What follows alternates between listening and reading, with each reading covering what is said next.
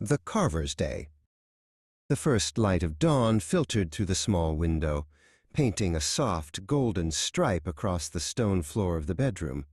Finian woke slowly, not to a sudden sound, but to the subtle shift in the air, to the scent of dew and damp earth that announced the new day. He sat on the edge of his wooden bed, the straw mattress rustling softly beneath his weight. Outside, the world was awakening with a quiet symphony. The distant crow of a rooster, the murmur of leaves in the wind, and the rhythmic, faraway sound of the blacksmith's hammer already at his forge. With the ceramic jug in hand, Finian walked barefoot across the cool, damp grass to the village well.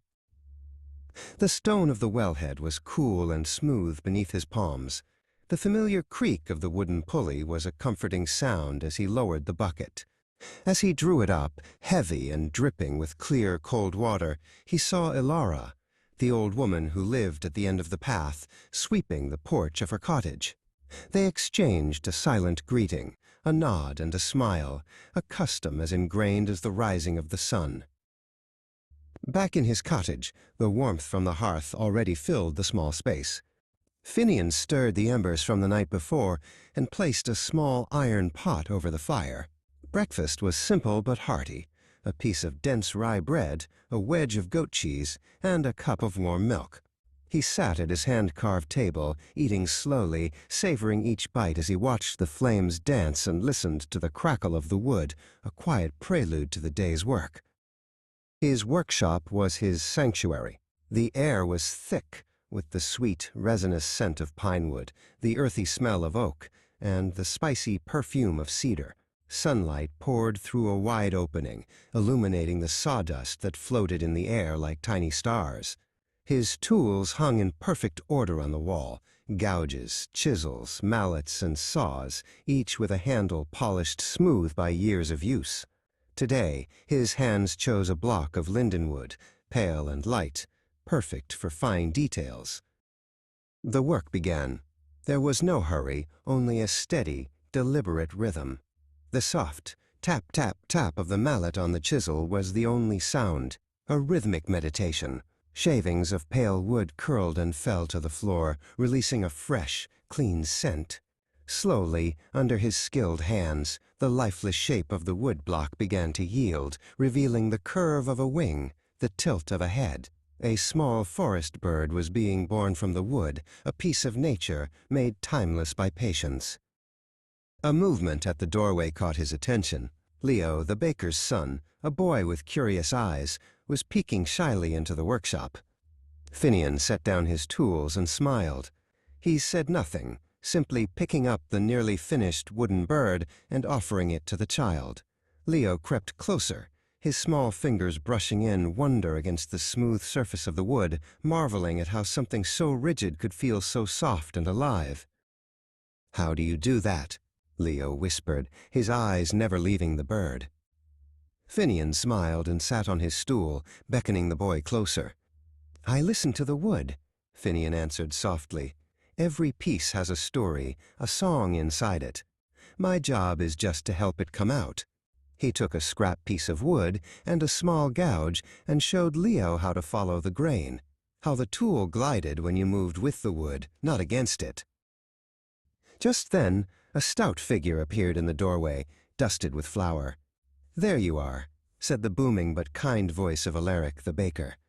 "I hope he's not being a bother." "Not at all," Finian said. "Leo has the soul of a craftsman." Alaric beamed, a wide, warm smile. "Thank you for watching him. I've brought you this." He held out a still warm loaf of bread to Finian, its crust crisp and golden. The aroma filled the workshop. When the sun reached its highest point, Finian left his work to take a walk in the forest that bordered the village.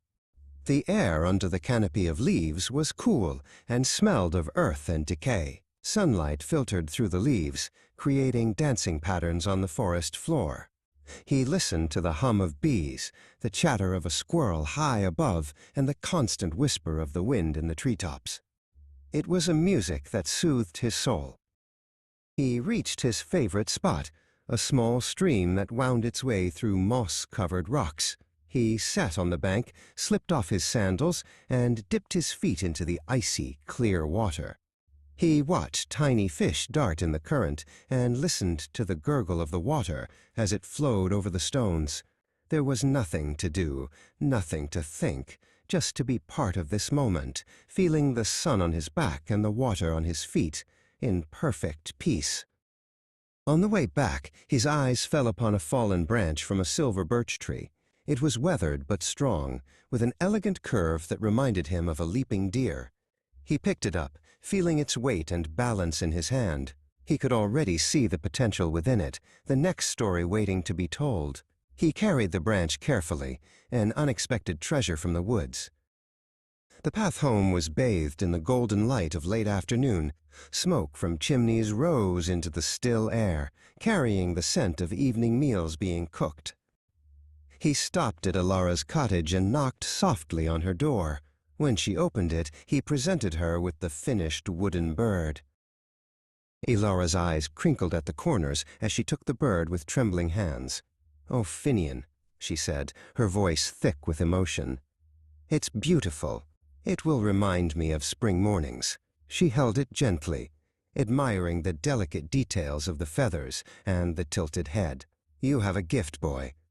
A true gift." In his own cottage, Finian prepared a simple stew with vegetables from his small garden and herbs he had gathered. Alaric's loaf of bread sat on the table. The sound of the vegetables sizzling in the pot and the aroma filling the room were the perfect end to a day of quiet work. With a full stomach and a pleasantly tired body, Finian prepared for sleep. The fire had died down to a bed of glowing embers. Before getting into bed, he looked out the window. The night sky was a dark velvet tapestry sprinkled with countless stars, the moon a silver lantern. The world was silent, wrapped in a deep calm. He turned back to his workshop, the new silver birch branch resting on his workbench, bathed in moonlight. He touched it one last time, feeling the promise of the morning, the promise of a new creation. He got into bed, closed his eyes, and drifted off to sleep, with the promise of another simple, peaceful day to come.